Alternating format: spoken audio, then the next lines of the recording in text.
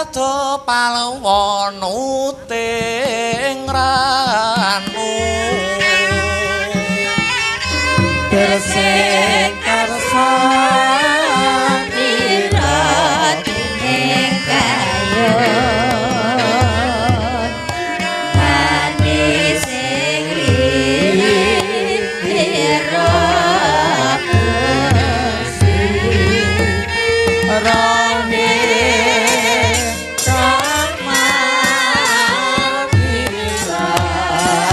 Sang Hyang Candra nedenge purnama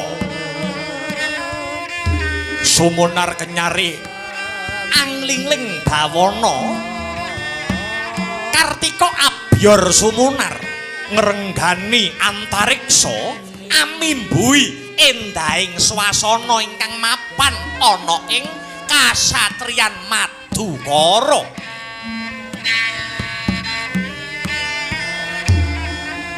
ing pendhapa kasatriyan kepareng lenggah nenggih panengahing Pandhawa ingkang kekasih Raden Janaka ya Raden Arjuna Raden Permadi Kuntadi ya Risang Naga Mahabau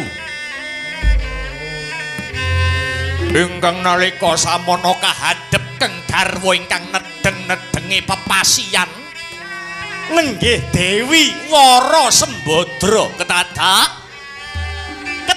katungka sowane putri ing Pancala nenggih Dewi Wara Srikandi mecah sepining swasana sikra kang pala kuming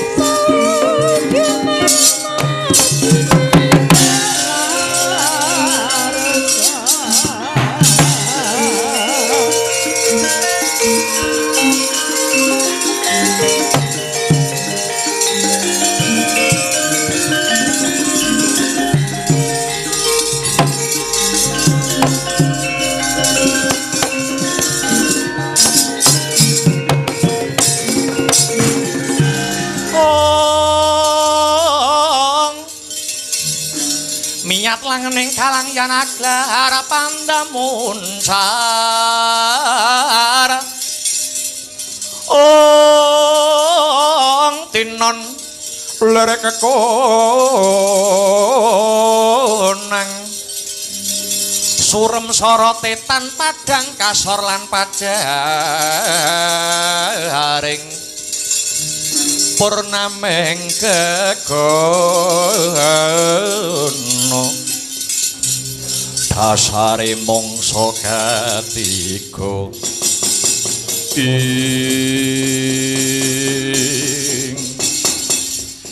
ya jagat ya dewa ya bathara ibune kulup apa pangeran yen ora kleru sing dadi pamawasku ingkang sowan ana Madukara iki adimu wadon Pancala Dewi Wara Srikandi iya bener mara coba enggal dangunen apa kang dadi wigatine pangeran Srikandi njanur gunung kadingaren jeneng sira prapta ana kasatriyan Madukara syukur to lamun amung mretinju ewadene ana babakan kang wigati mara enggal babarna Srikandi nuwun inggih yektosipun waleh-waleh menapa Kakang Arjuna sowan kula wonten Madukara namung nuruti ingkang dados krenteking manah kawula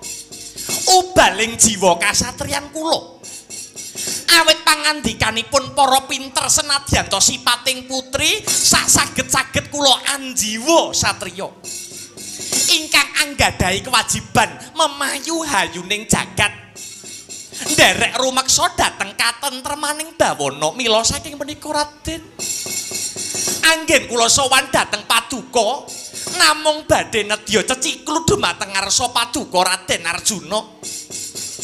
Awit sampun kondhang kaonang-onang jagat tanpa timbang, mbok bilih paduka menika lelananging jagat lan curing Madyapada.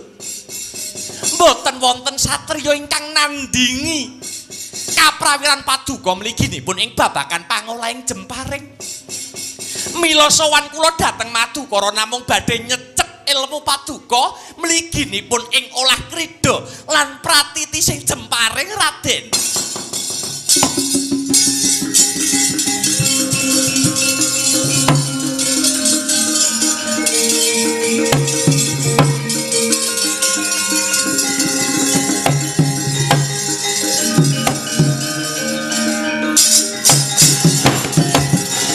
Molat mara sang Harjana esmunira kamanungsan sawangnya gendreh manis liringe di kamantian kengise ujwala kang ngasinga mulat leng-leng bento ibune kulup kepiye pangeran senadyan tanpa lidah sinambung banyu tinalang mestine panjenengamu wis pirsa apa sing dadi greget lan musi ing para Srikandi. Iya pangeran, bocah iki duweni gegayuhan kang luhur lan sakwuse bocah iki mengko bisa gegem ilmu babagan pratiti sing Jemparing.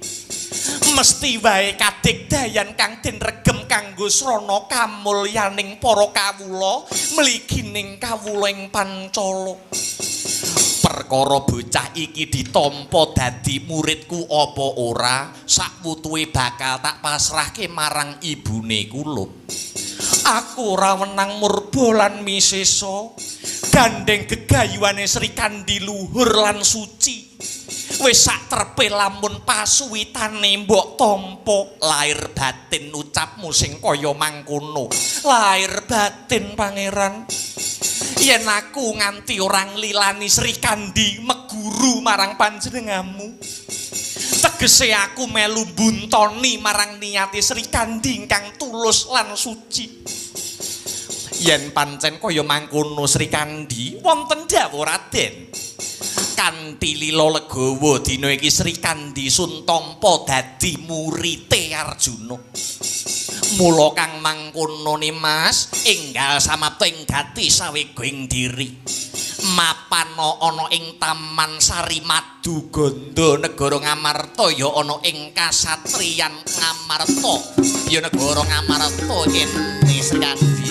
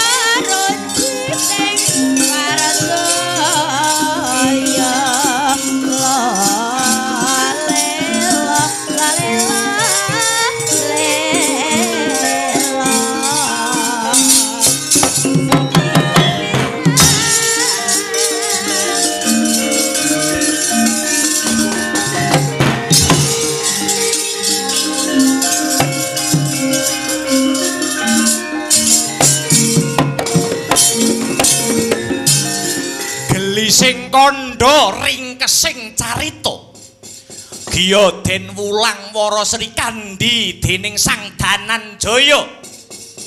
Den Wulang sakehing ilmu kaprawiran olah curiga utawi keris mewah pratiti sing Jemparing wauta kaya mangkono lepasing jemparing, lepasing panah bantere kaya ketaman beda ring asmara.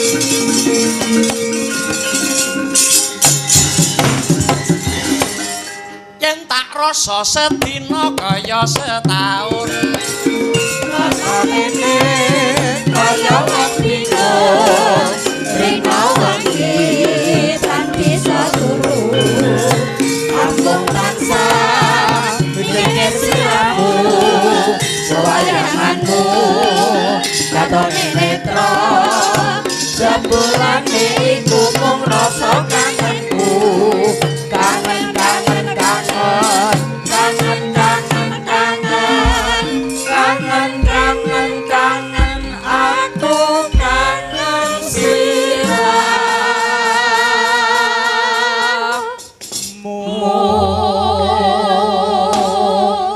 Sri Kandi pinter temen kowe gawe mareme gurumu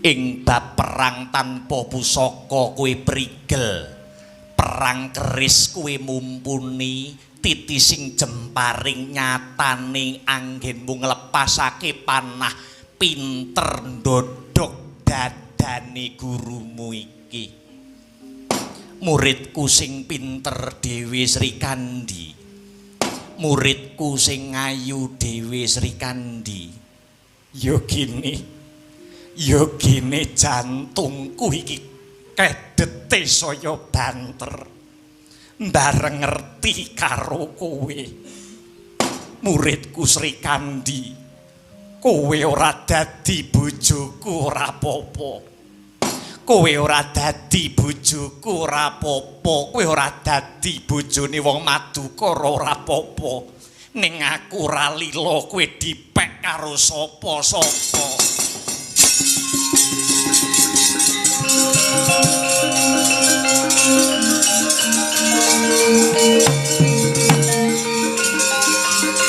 Raden kula ingkang sowan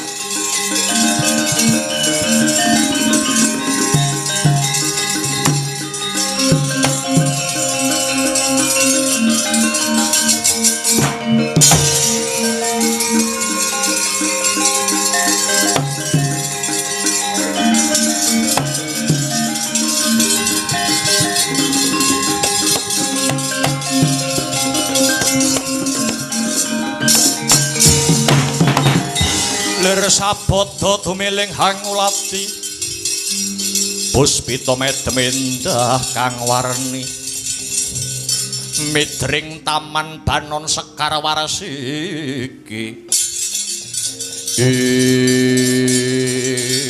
Paman Pate terus toketu sajake ana wigati lho nggih badhe matur dhateng panjenengan wanci dede wancinipun mangsa dede mangsanipun wonten saklebeting paduka Diahayu Wara Sri Kandi nedhengang suilmu mapan wonten ing kasatriyan Madukara Taman Maira Kaca mboten ngertos sangkan paraning bilai risak lonyoh kobar dening latu cekap semanten atur kula nyuwun pamit Raden tobat Raden Arjuna mboten kok ateges kula singlar saking pranatan paguron mriki nanging kepeksa kula badhe ngrumiyini wangsul dhateng negari kula Pancala awit taman ingkang dados kelangenan kula sakmangke risak kobar dening Agni Raden.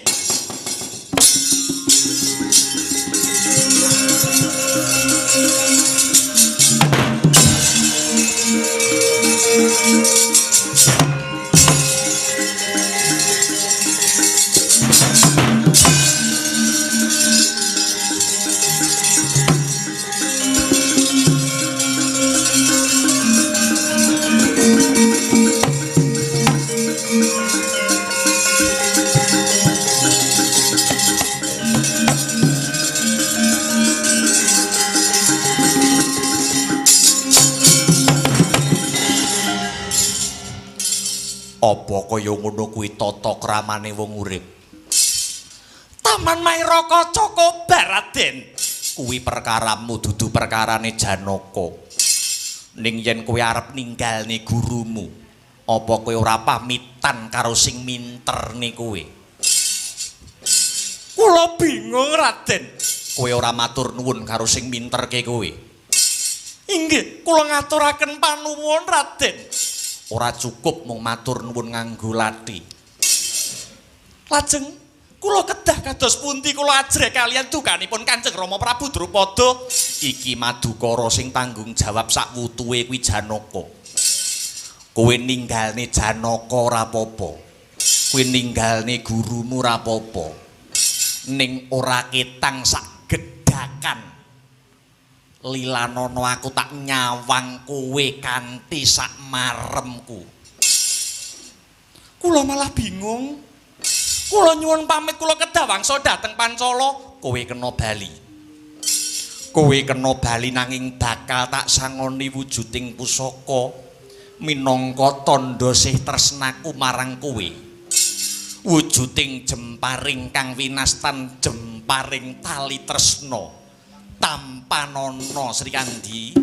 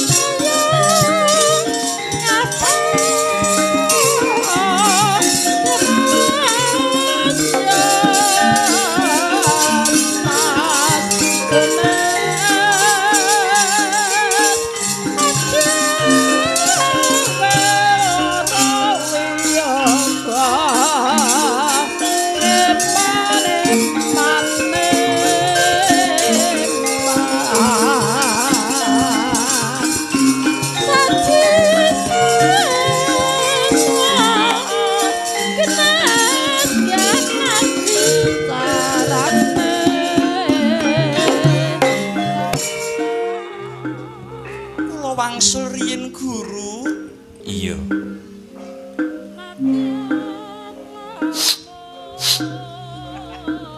Guru.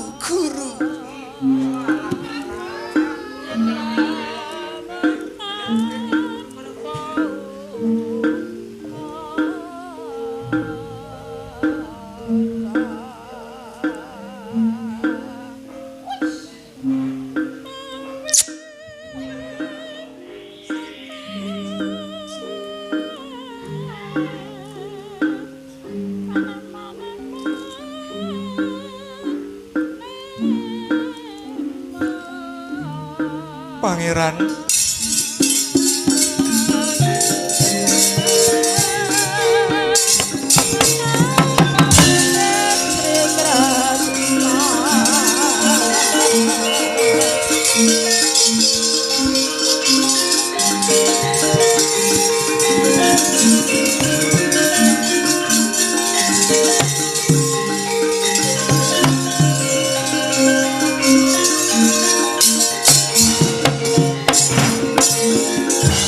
Aretaning satriya linuwe kang maradi mring kautaman tan pegat mring pangestine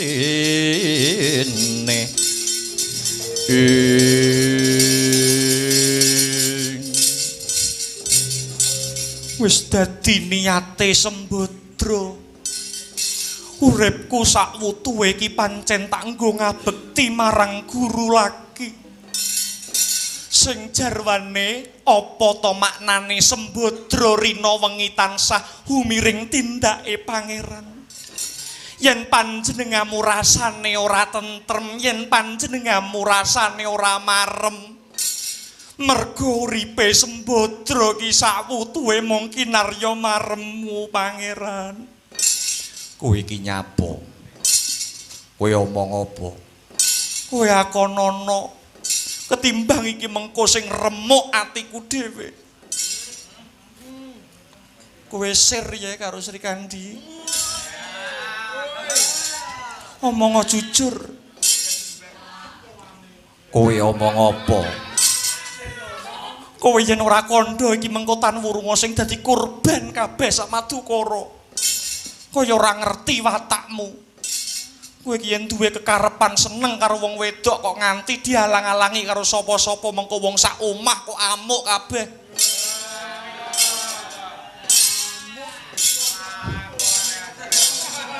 kowe tak caosi daharan ora entuk dahar tak caosi unjukan ora entuk unjuk yen kowe tresna karo Sri Kandi ora apa-apa yen perlu aku sing bakal nglamarke apa tenan kaya ngono hayah tenan-tenan piye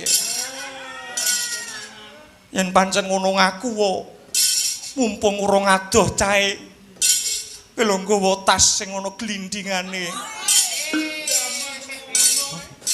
tas kok dilerek ning ngalor mlungu ngalor lerek ning ngidul mlungu ngidul iya ora sah kesuwen ayo aku dhewe sing nglamarne pangeran Putra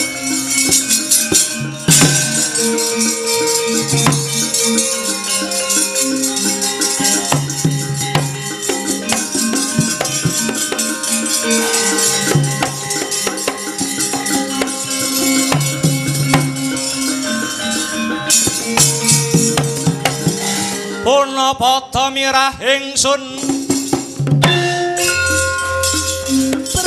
prihatin was panggung minjil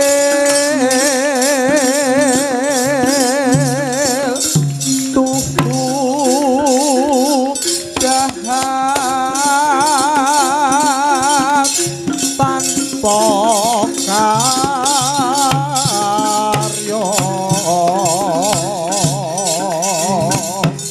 Sangkang rinamakan Gusti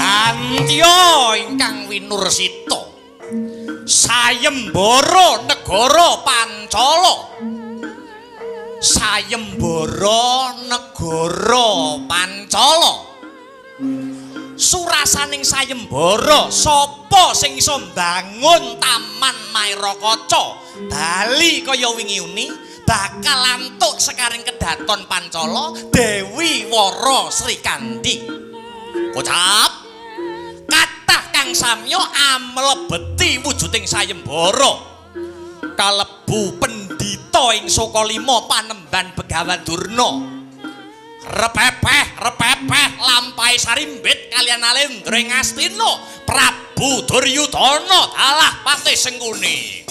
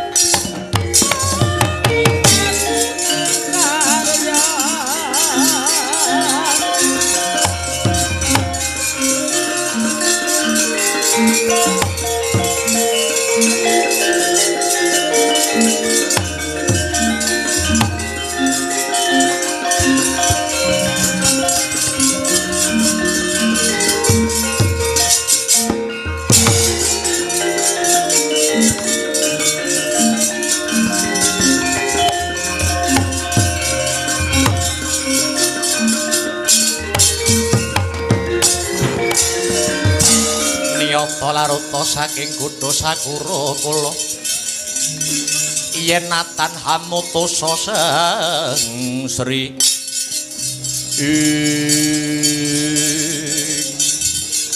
waleh menapa Paman Prabu anggen kula sowan sarimbit kalian para pinisepuh mliginipun Bapa Durna karana mireng pawarta bilih dinten sakmangke negara Pancala ngedekaken wujudipun sayembara boyo sinten ingkang saged mulihaken bangun Taman Mairakaca badhe kapalakramaken kalian Dewi Wara Srikandi ingkang mekaten paman wonten ta mulunging penggalih Bapa Panembahan Durna badhe paring usada tumrap panandhanganipun Taman Mairakaca. Mboten wonten ingkang pinter paring usada, mboten wonten ingkang pinter maloyakaken Taman Mairakaca. Rama Mara Sepuh, waluh gembal manyar-manyar buntute omah joglo, namung kula pun Pandhita Durna. Rak nggih ngaten ta Diarya? Duka. Ora sepel. Mila saking menika mugi wonten lilaning manah kula manjing sajroning taman mangtuduhke syukur menawi sing duduhke calon bojo kula Rama Mara Sepuh. Malah kaya bayi. Kaya rong tau rabi ya. Mbanyaki. Nuwun inggih Panembahan. Sumangga anak Prabu Duryudana kula kanthi mlebet wonten Taman Mairakaca. Ingkang sakmangke sampun risak ingkang dados kahananipun lewat tepining lepen tempuran ingkang bening toyanipun mugi-mugi kahanan Taman Mairakaca enggalo antuk pangruwatan Sang Prabu. Tumaning sising guling jagone turu rame amalungi matandane wancine wis kekenjang bintang panjerino mencorong nirhan aja entro jemo ayo tumandang makarya tumaling sising guling jagone turu rame amalungi matandane wancine wis kekenjang lintang panjerino mencorong irhan aja metro jelmo ayo tumandang makarya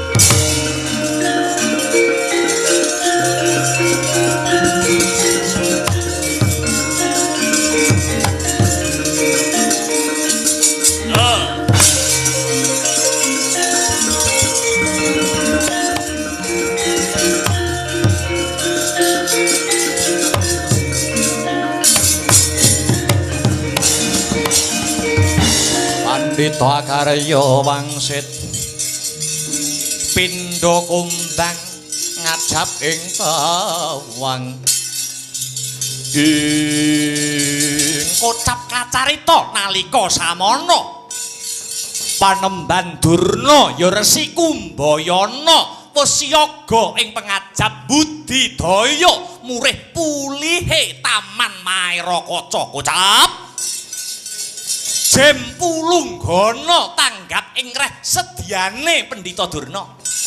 Duka yayasinipi Sang Jempulunggana. Sacipta dadi sedya ana dasare bangsaning berkasaan.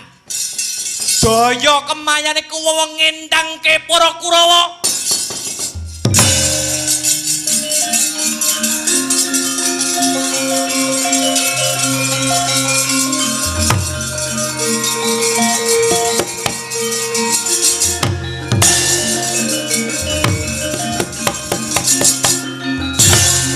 Jiwa mancing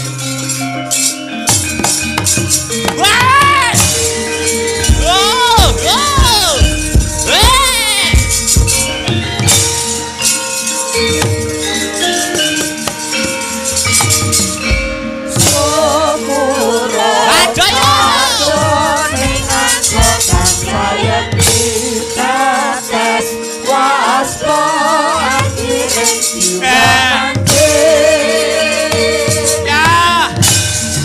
Oh. Weh.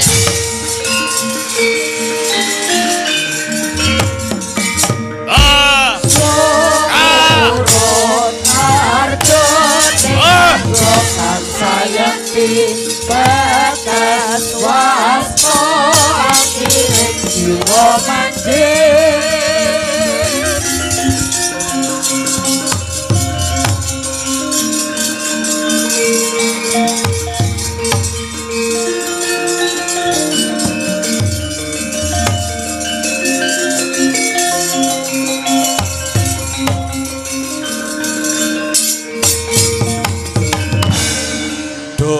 Aduh Bathara Gung Sang Amurwa bumi mugi keparengan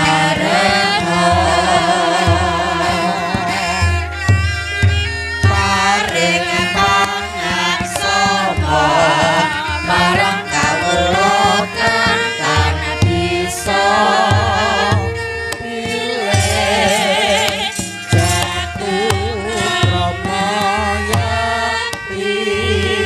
krungu kabar apa pangeran? Ora krungu kabar apa-apa. Iki negara Pancala ana sayembara. Sayembara apa ibune kulup? Sapa wae sing bisa ndandani Taman Mairakaca? Satemah bisa endah kaya wingi uni. Bisa palakrama karo Sri Kandi. Piye Kyai Semar? Sampun wasu melanggus. Semar ingkang badhe angreka daya.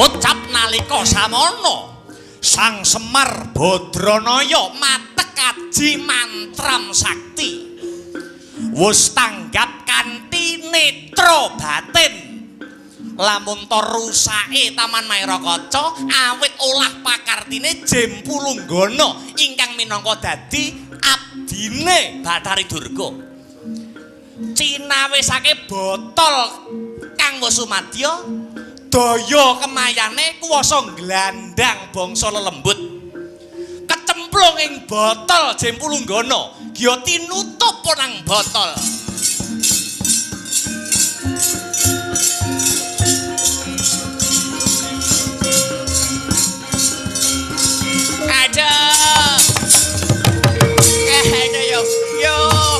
yo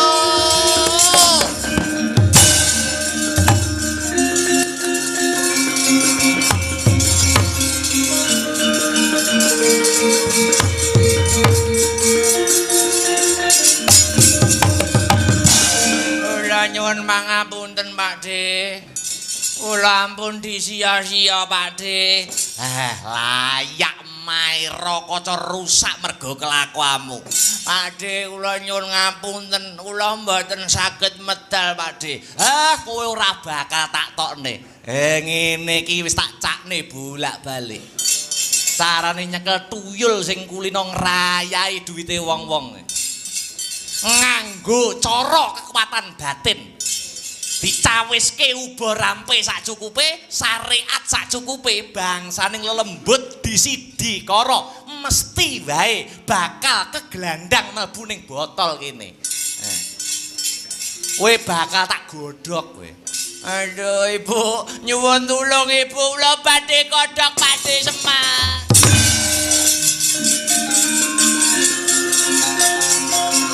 yo Kyai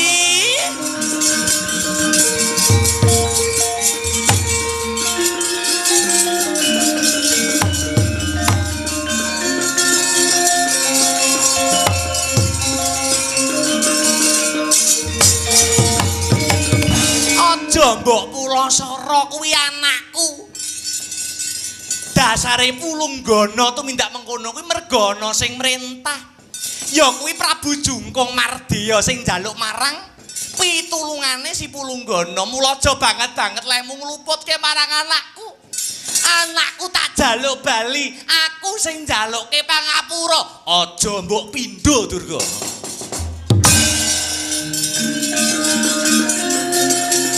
Yo, boleh bu.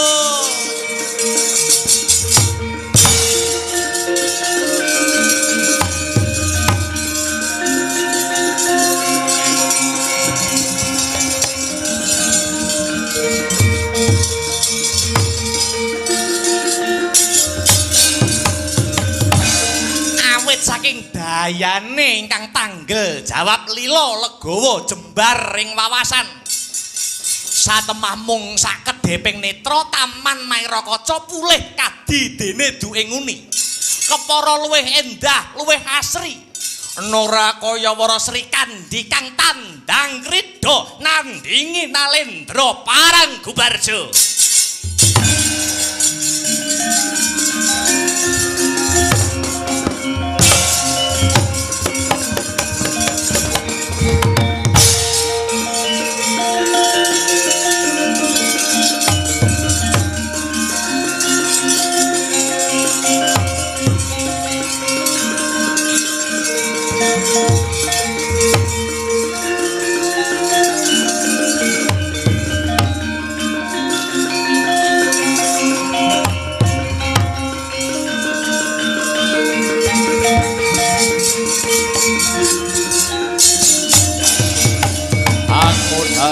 Sriwut ruwete rawat wewadi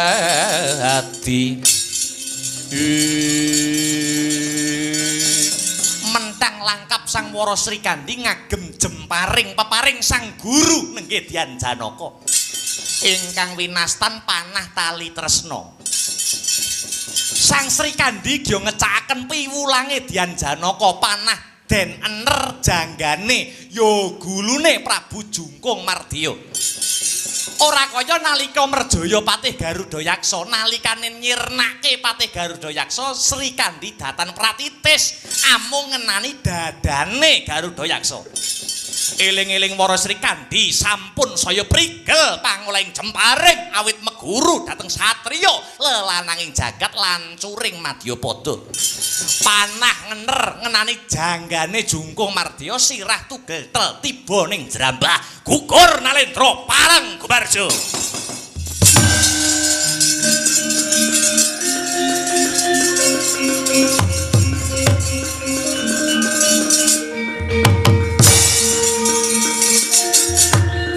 Sampung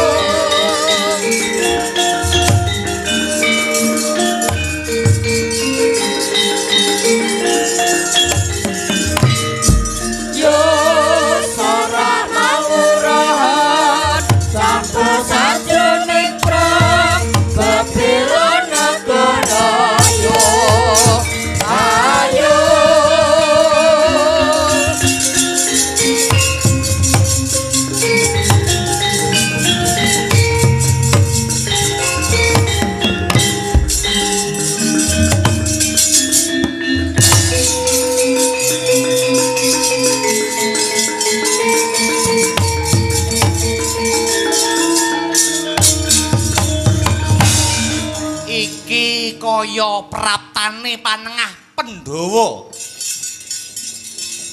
ingkang sarimbit karo garwane Wara Sembadra. Keparenge piye keparenge? Ngene paman, Paduka paman kudu netepi tembung bawa leksana. Awit paduka paman kuwi jejering Nalendra, aku krungu kabar. Kalamunta sapa wae sing bisa mbangun Taman Mairakaca, ya kuwi sing menang palakrama klawan Sri Kandi. Mongko wis cetha pratela lamun to sing bisa mbangun Taman Mairakaca kuwi Pangeran Janaka kang dibantu dening Kyai Semar. Mula ora ana priya kang menang malakrama Sri Kandi kejaba mung Pangeran Janaka. Ning nyatane Janaka kuwi garwamu. Iya ning yen aku kon ngladeni Pangeran Janaka dhewe aku ora kuat. Ndak jaluk Sri Kandi gelem dadi adikku. Sing ndak tresnani Pangeran Janaka ndak ibaratke kaya manuk. Manuk kae bisa mabur dhuwur mergo duwe swiwi loro. Lamun swiwine tengen Sembadra gelem Yayi Sri Kandi dadi swiwine sing kiwa. Dimen Pangeran Janaka bisa mumbul saya dhuwur anggone netepi jiwaning kasatriyan. Gelem ya Cahayu tak gandeng tanganmu bebarengan.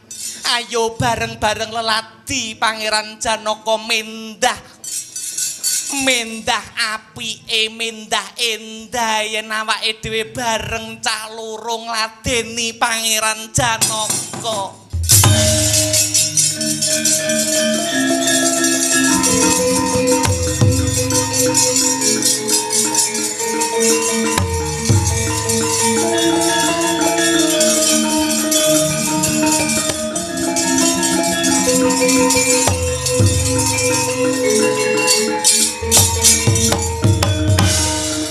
Golek cah wedok model ngene iki angel.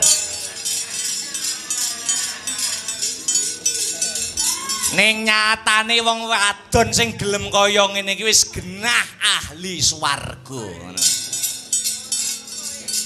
Kakang Semar apa? Cucut lekmu sunat Gus, cucut. Tenan. Sing baku Ndara Sembadra kalih Ndara Sri Kandi. Ampun ngantos tukaran nggih. Ampun ngantos padu dijadwal diwayahe mbok wek, diwayahe mbok nom.